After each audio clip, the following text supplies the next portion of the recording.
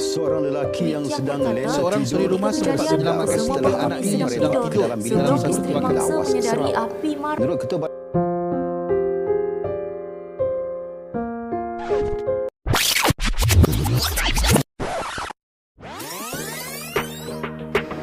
Prevention is better than cure.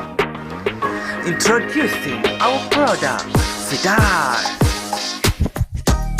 FIDAS is an advanced technology of IoT. There are few purposes of FIDAS includes the components of FIDAS. The first component of FIDAS is a main board.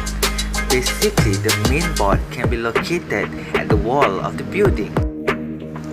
In addition, FIDAS is a rechargeable product. The second component is FIDAS sensor, where it functions to detect flame and give signal to the main board and also link apps. Furthermore, the cable of FIDAS sensor can be adjusted up to 1 meter from the FIDAS main board. The user must download Blink app in their smartphone in order to get the notification of fire. How FIDAS works?